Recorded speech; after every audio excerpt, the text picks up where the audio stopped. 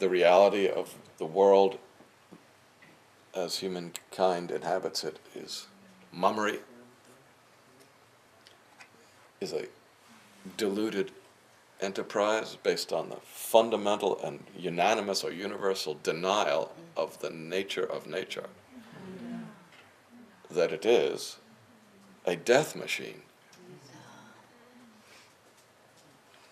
But everyone is making much of something else that makes it sound like it's better than that or more than that.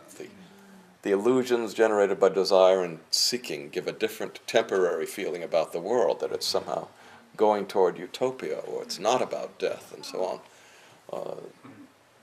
The hormones and the tricks of mind have people acting, mumming, as if the world is something different than their actual experience makes clear it to be.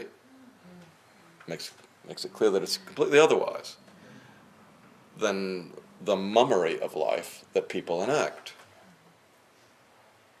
And egoity is its cause. Identification with the body-mind.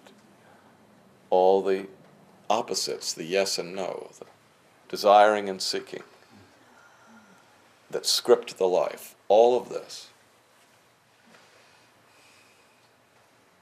What is the truth?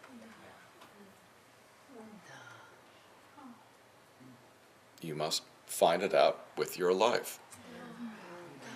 You must consider the teaching given there, not merely objectify it as authority to be believed, but receive it, respond, be integrated with the teaching as given, and find out that cult that ego makes is not about the truth. The way must be lived. Not just the consumer club member's life, rather the devotee's life. Responding to me not based on any calculations about whether I am mad or not. How would you know? You are mad.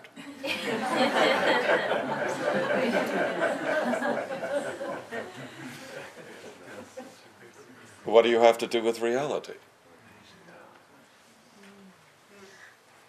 If perfect realization is not the case with you, then you are mad. Because perfect realization is perfect coincidence with reality. And any non-coincidence with reality is an aberration. And ultimately a basis of madness. Egoity is madness. It can seem to be rational, it can speak rationally, perhaps, sometimes. But that doesn't make it sane in the sense of perfect coincidence with reality, with truth. Coincidence with desiring and seeking and all the yes and no of the categories of conditional existence is not sanity, that's mummery. The transcending of it in that which is the case, in which all of these conditions and opposites and so forth are apparently arising, that reality is truth. It must be realized.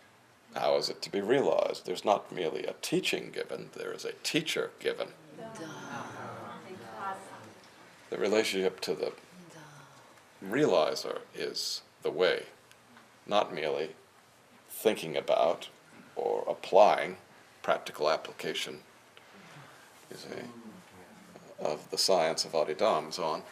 That's not the way. That's a self-possessed mummer's activity. Response beyond self-contraction is the way. Communion with the self-transmitting source. That is the acausal divine truth. That's the way. But it's not merely the way as a statement, stated as such. That is not the way. The way is the actual living of that. The way is the transcending of egoity. But the real, literal transcending of egoity, not just the idea of transcending egoity. Not just the doctrine of transcending egoity. Not just the ideas of it and so on, but the actuality of it. Mummers, egos, do what is dark every day, all over the world. And people are pretending everywhere that they are someplace other than where they really are. Everyone imagining this is not a place of death. Oh yes, everyone dies. As if, oh yes, everyone dies. Right, everyone dies. That's fundamental, you see. And vast thousands of human beings die every day.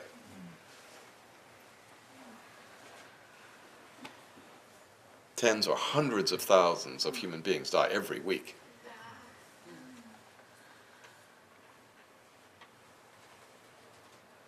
And from so-called natural causes, but from every kind of dreadful cause, including the results of all kinds of collective activity and neglect and so on.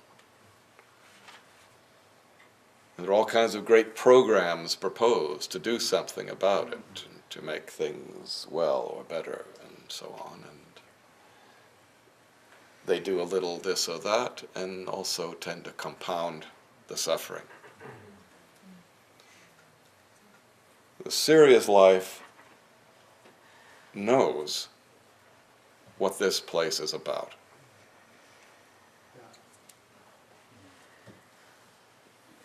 If you can be made serious by a clear, direct, and unambiguous evaluation of the nature of the circumstance you are really in, that is what I call positive disillusionment. It is a fundamental basis for a serious life. The life of true devotion to me, the life of sadhana, in this way,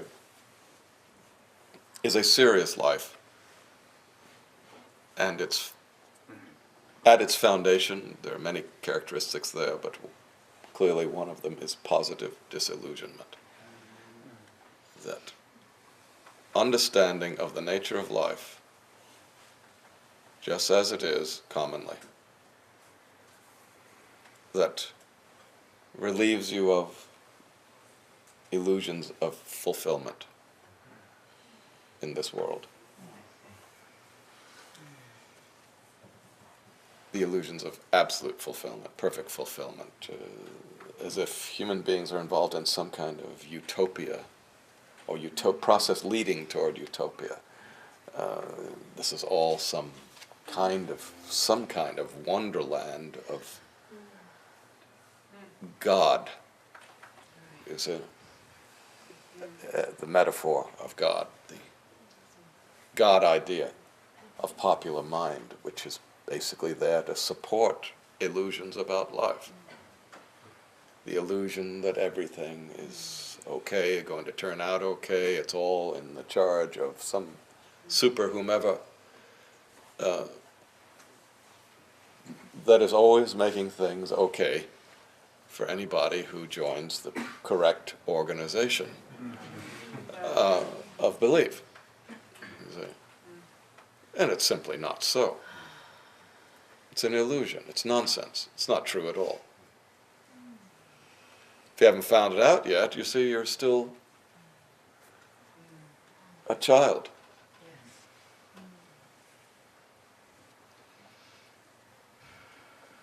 Because it's not merely a dark thing to know this, although it can make people despair if they have no sense of anything great. But what is great transcends this. It's not merely causing this.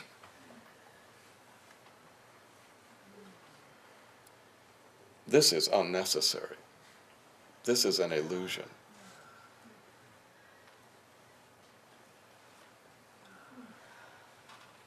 It's an illusion of bondage.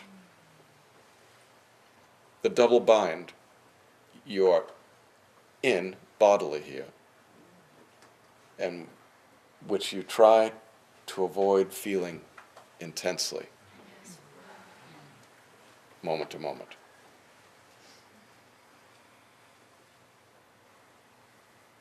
You are associated with a body that is vulnerable to death right now. There's nothing written on your backside that says you're going to get a full 100 years or something like that, you see. And for some people that wouldn't be much of a consolation anyway, because they're getting pretty close.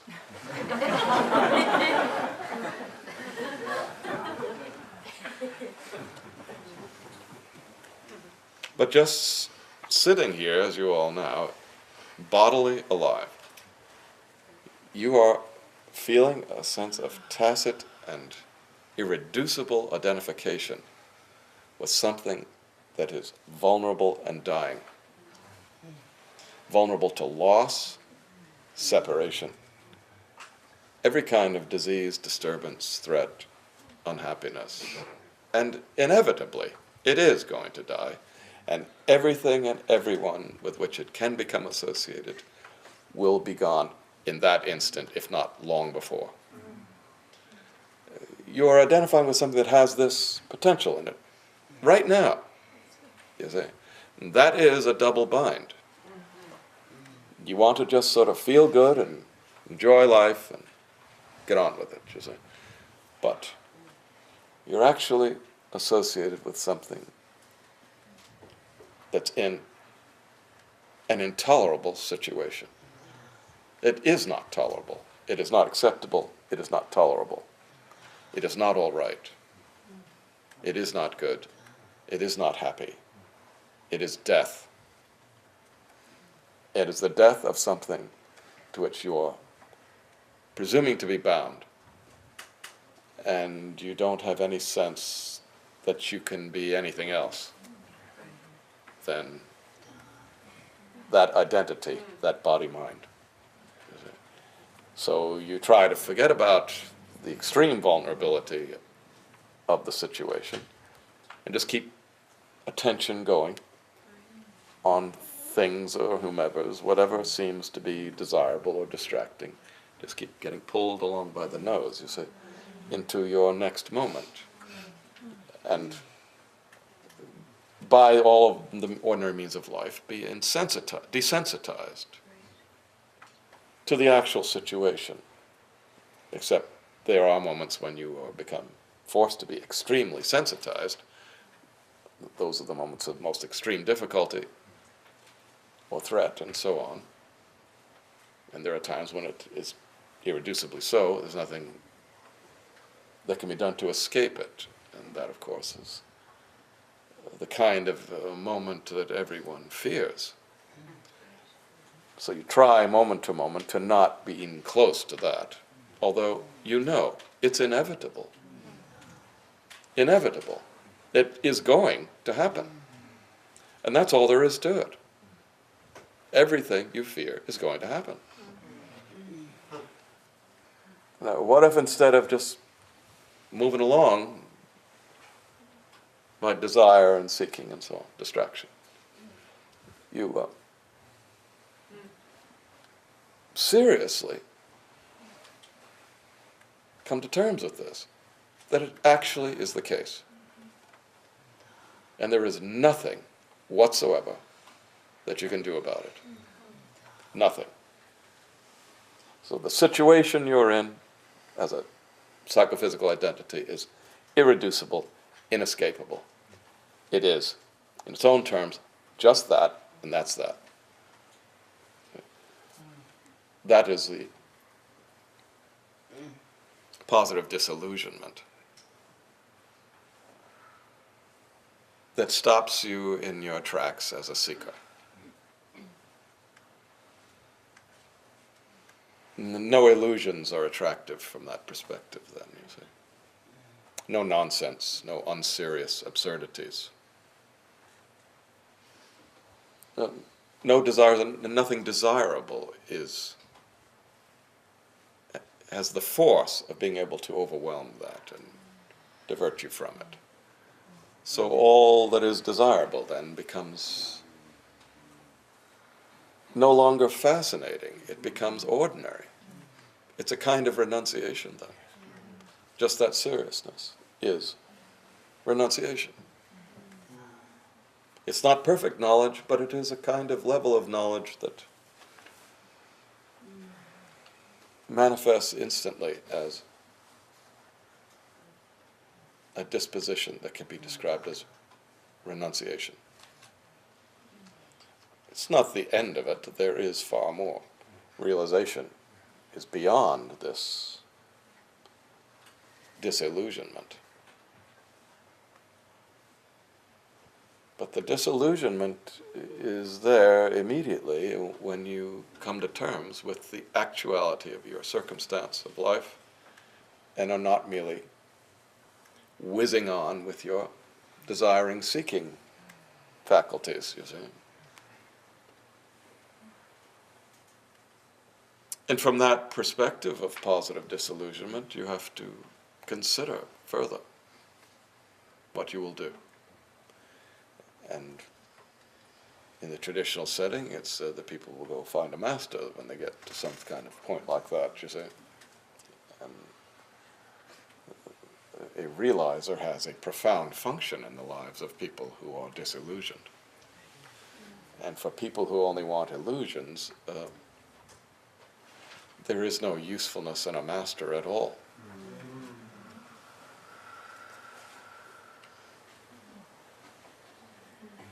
For those who want to experience the world or be satisfied, fulfilled through the mechanisms of desire and seeking, you see, the teaching of truth has no value, and they will shun it, flee it, and they will flee from a master likewise.